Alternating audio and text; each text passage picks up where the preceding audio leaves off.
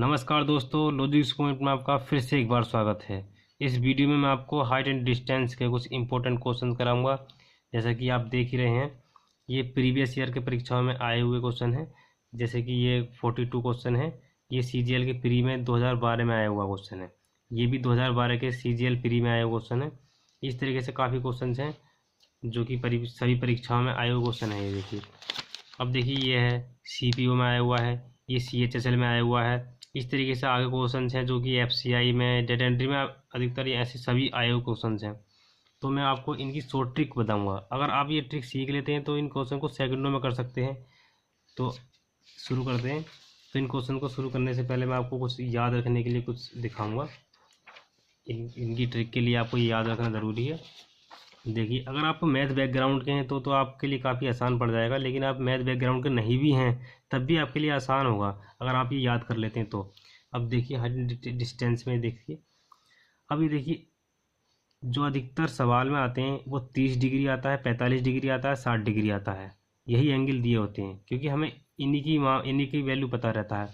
अब देखिए, ये 30 डिग्री दिया है तो एक त्रिभुज है। इस त्रिभुज में हम तीनों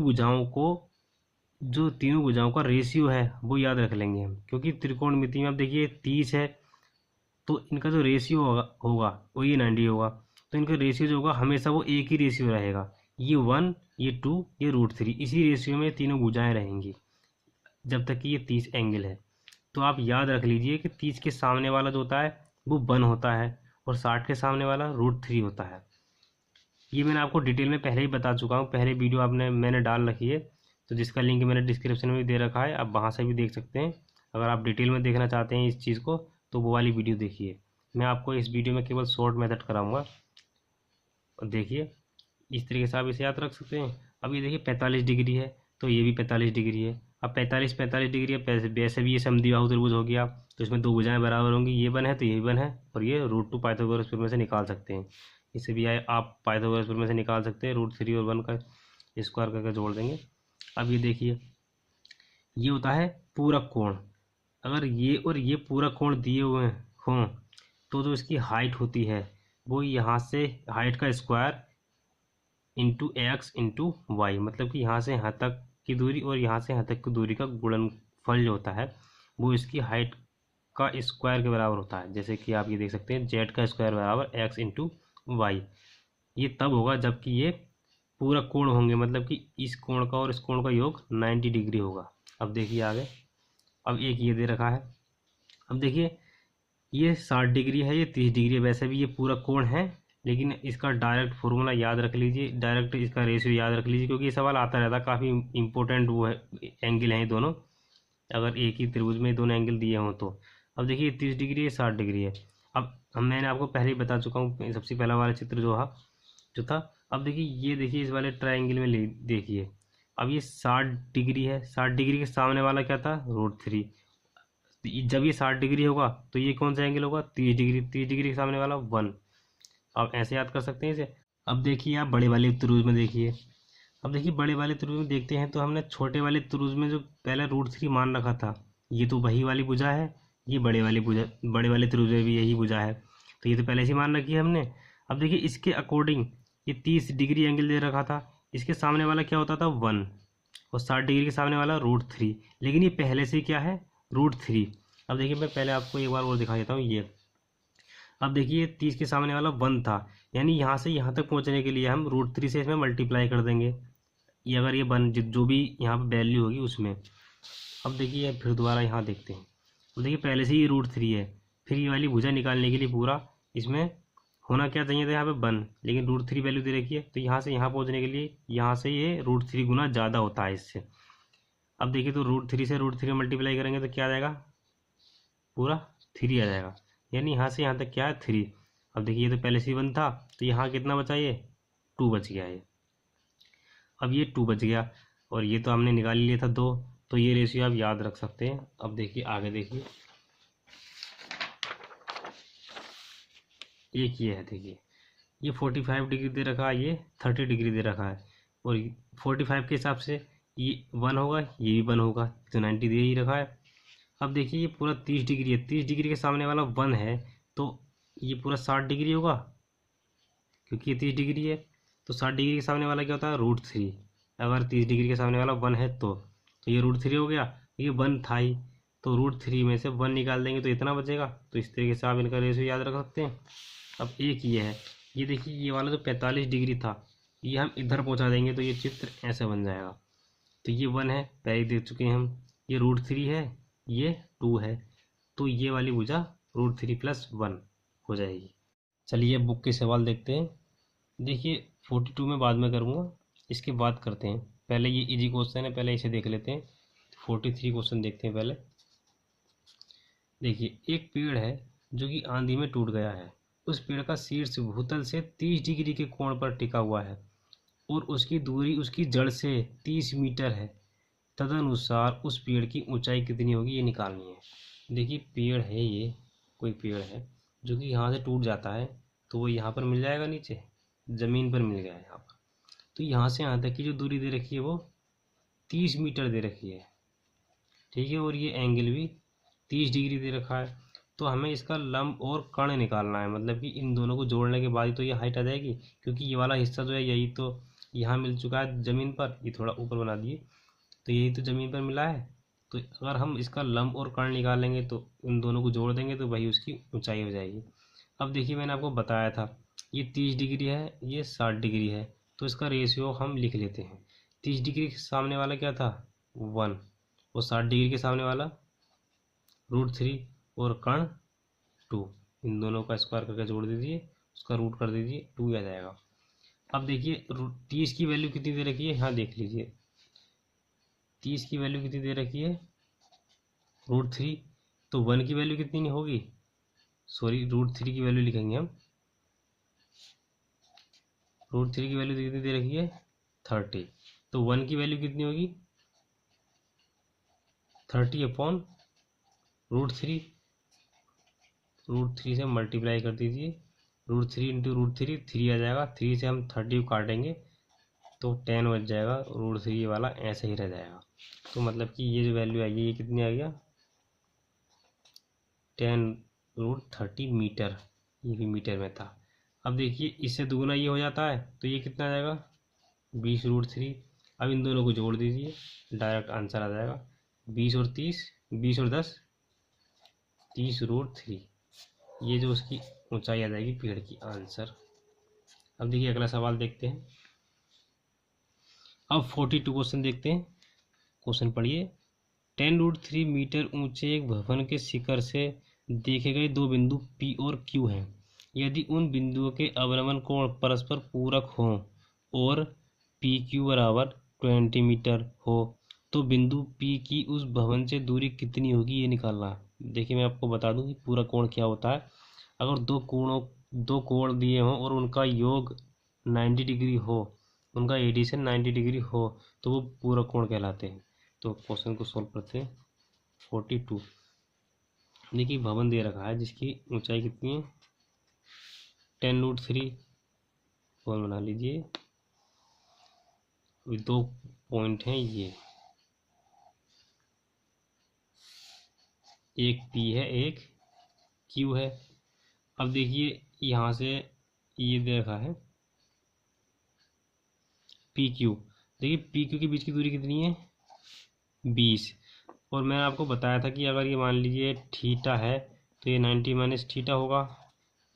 और मैंने आपको बताया था कि यहाँ से यहाँ तक की दूरी अगर आप x मानते हैं तो जो इसका स्क्वायर होगा वो यहाँ से यहाँ तक इंटू यहाँ से यहाँ तक की दूरी के गुणनफल के बराबर होगा, क्योंकि पूरा कोण में जो ऊंचाई होता है इसका स्क्वायर इसकी मल्टीप्लाई इंटू इसकी मल्टीप्लाई के बराबर होता है। तो इसे सॉल्व करते हैं, आपको एक इक्वेशन प्राप्त होगी 10√3 का स्क्वायर बराबर x इंटू x + 20। इन दोनों का गुणा कर दिया। आप देख सकते हैं पहले भी मैंने आपको ट्रिक बताई है, एक बार फिर से मैं आपको दिखाई देता हूँ। ये देखिए z का स्क्वायर बराबर ये इंटू ये, आप फॉर्मूले में देख सकते हैं। अब ये देखिए इसे सोल्व करते हैं हम, तो ये 300 = x की स्क्वायर हो जाएगा + 20x। इसे हम ये लिख सकते हैं x square plus 20x minus के 300 बराबर 0 से ये ले सकते हैं। इसे हम ये ले सकते हैं एक्स स्क्वायर प्लस, अब देखिए 300 के मल्टीप्लाई हम मल्टीप्लिकेशन करेंगे तो यहाँ ले सकते हैं हम 30x माइनस के सॉरी इसे हम ये ले सकते हैं, हाँ सही है, ये ले सकते हैं हम, एलसीएम ले लेंगे एक्स प्लस 30 माइनस के यहाँ से हम 10 ले लेंगे एक्स प्लस 30, तो यहाँ दो गुणनखंड प्राप्त होंगे, एक एक्स माइनस 10 और एक एक्स प्लस 30। इसे सोल्व करेंगे तो दूरी जो माइनस में पहुँच जाएगी तो वो होगी जो कि नहीं ली जाती माइनस में, तो एक्स बराबर माइनस के 10 बराबर 0 से निकल जाएगा एक्स बराबर 10। अब देखिए इसमें रख दीजिए एक्स बराबर 10। अब हमें सवाल में निकालना पी से यहाँ तक की दूरी निकालनी है, तो 20 तो पहले से दे रखी थी, 10 हमने निकाल ली, तो 20 और 10 30, तो एक्स प्लस 20 बराबर 10 प्लस 20 इक्वल टू 30, ये हमारा आंसर आ गया। अब अगला सवाल देखते हैं। देखिए अब क्वेश्चन 47 देखिए, जब सूर्य का उन्नयन कोण 30 डिग्री से 60 डिग्री तक बढ़ जाता है तो एक खंभे की छाया 5 मीटर कम हो जाती है, तदनुसार उस खंभे की ऊंचाई कितनी होगी। तो इसके लिए मैं आपको 30 डिग्री और 60 डिग्री वाला जो आपको याद रखने वाली ट्रिक थी वो दिखा देता हूँ फिर से। देखिए 30 डिग्री है, ये 60 डिग्री है, बिल्कुल ऐसा ही डायग्राम बनेगा इस वाले भी सवाल में भी।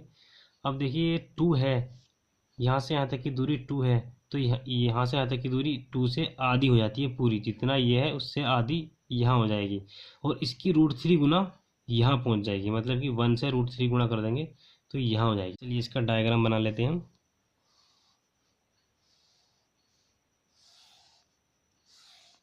ये देखिए इसमें दे रखा 30 डिग्री से 60 डिग्री तक बढ़ जाता है, तो ये कम छोटा वाला एंगल है, तो हम वैसे भी हम कॉमन सेंस लगाकर सीधे एंगल लिख सकते हैं, ज़्यादा नहीं सोचना। तो एक खंभे की छाया 5 मीटर कम हो जाती है, पहले यहाँ से यहाँ तक की छाया थी, अब 5 मीटर कम होकर यहाँ से यहाँ तक रह गई है, तो 5 मीटर कम हो गई। अब ये देखिए, अब देखिए मैंने आपको बताया था कि जितना यहाँ से यहाँ तक की दूरी होती है उससे आधी ये वाली दूरी होती है। अगर ये 5 मीटर है तो ये 5/2 मीटर होगी, और इसी की √3 गुना इसकी हाइट हो जाती है, तो 5/2 इंटू √3, ये हमारा आंसर आ जाएगा। अब देखिए अगला सवाल देखते हैं दोस्तों। अब देखते हैं क्वेश्चन 69 जो कि इस ट्रिक पर आधारित है। देखिए 30 डिग्री और 45 डिग्री पर, तो हम क्वेश्चन देखते हैं, बाकी मैंने आपको बाकी ट्रिक के मैंने आपको सवाल कराई दिए। अब देखिए सूर्य का उन्नतांश कोण 45 डिग्री से 30 डिग्री हो जाने पर एक मीनार की छाया 60 मीटर ज़्यादा लंबी हो जाती है, तदनुसार उस मीनार की ऊंचाई कितनी होगी, ये निकालना है हमें। अब देखिए इसका हम चित्र बना लेते हैं।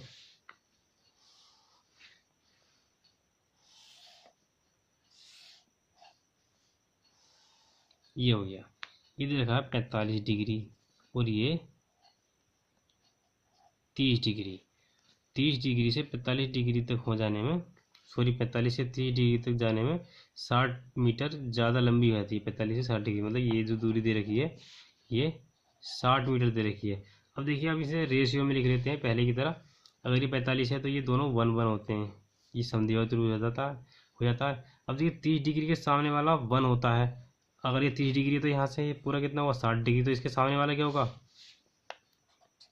√3, मतलब कि यहाँ से यहाँ तक की √3 हो गई। अब यहाँ से यहाँ तक की √3 है, तो यहाँ से यहाँ तक की कितनी होगी √3 - 1, ये √3 - 1 हो गई, मतलब कि हमें √3 - 1 की वैल्यू पता है, इतने रेशियो की वैल्यू पता है, तो √3 - 1 की वैल्यू हम यहाँ लिख लेते हैं।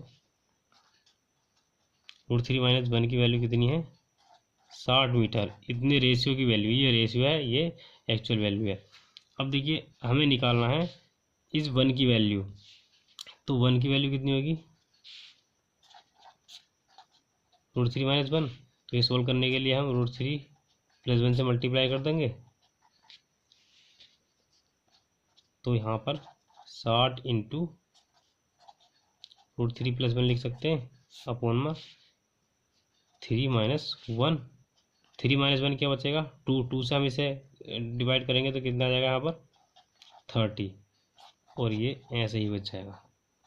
तो 1 की वैल्यू आ गई, देखिए 1 की वैल्यू आ गई 30, ये सॉरी 30√3 + 1, ये 1 है तो ये भी 1 है तो ये भी इतनी हो जाएगी। तो 30√3 + 1 इसका आंसर हो जाएगा। तो दोस्तों अगर आपसे ये ट्रिक्स आ गई हैं तो बाकी क्वेश्चन में भी आप ये ट्रिक अप्लाई कर सकते हैं। दोस्तों आपने देखा ही होगा कि मैंने कहीं भी इसमें त्रिकोणमिति के फॉर्मूले नहीं यूज़ किए। तो दोस्तों अगर आपसे त्रिकोणमिति नहीं भी आती है तब भी आप ये ट्रिक अप्लाई कर सकते हैं।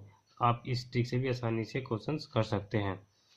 तो दोस्तों इस वीडियो में इतना ही। अगर दोस्तों आपको ये वीडियो अच्छी लगी हो तो इस वीडियो को लाइक और शेयर करना ना भूलें। अगर आपने अभी तक हमारा चैनल सब्सक्राइब नहीं किया है तो हमारा चैनल सब्सक्राइब कर दीजिए। सब्सक्राइब करने से आपको रेगुलर अपडेट मिलते रहेंगे, मतलब कि हमारी नई नई वीडियो के नोटिफिकेशन आपको प्राप्त होते रहेंगे। तो दोस्तों थैंक यू इस वीडियो को देखने के लिए।